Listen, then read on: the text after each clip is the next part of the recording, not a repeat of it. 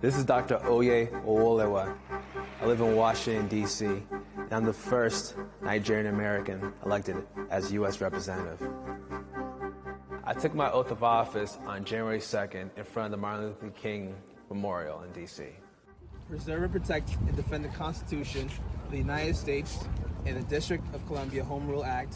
Everybody who was with me from day one was there. My younger brother, who's my best friend, who also served as my treasurer, my right-hand man, they were able to witness me give my commencement speech to becoming DC's first Nigerian American federal official.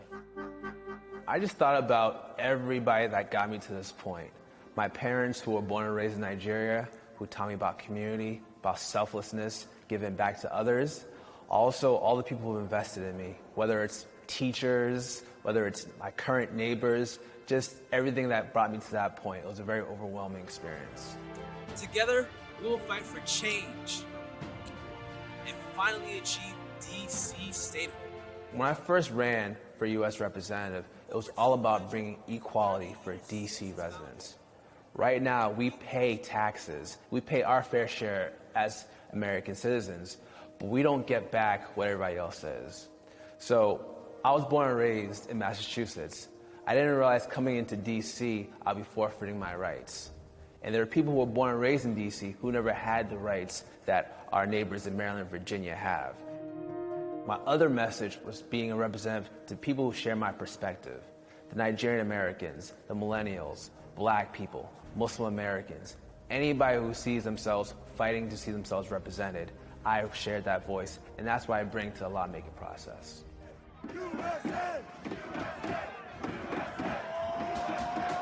The Capitol siege had a huge consequence, not only physically for D.C., but our spirit as well.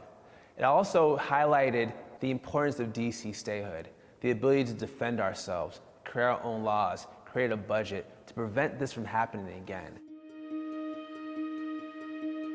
Unlike other representatives of other states, this seat is a non-voting, non-seated U.S. representative. So I don't get any federal funding or budget for my office. So because of that, I still continue my day practice as a healthcare professional. And what that has done is inspired me to also focus on healthcare just as much as DC statehood. So it's the first shot of two. So once I'm able to become a seated voting member of Congress, I'm going to work on changing our healthcare system, make sure it's fair and affordable for every American.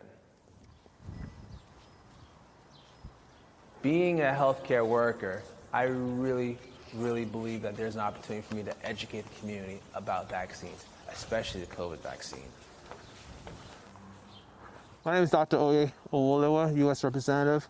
I'm working with the mayor's office to make sure people are vaccinated. Have you gotten vaccinated already?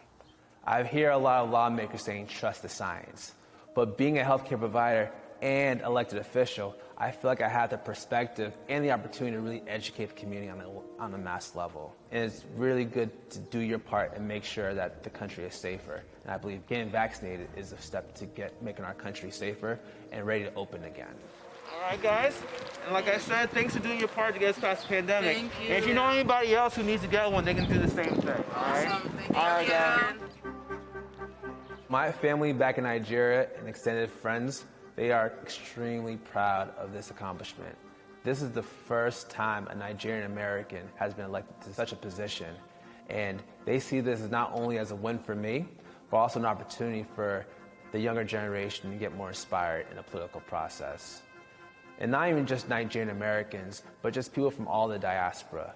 Because we come here, we excel academically, we achieve a lot, but right now there's not a lot of political capital in our communities. So this is an opportunity for us to really get involved in a lawmaking process.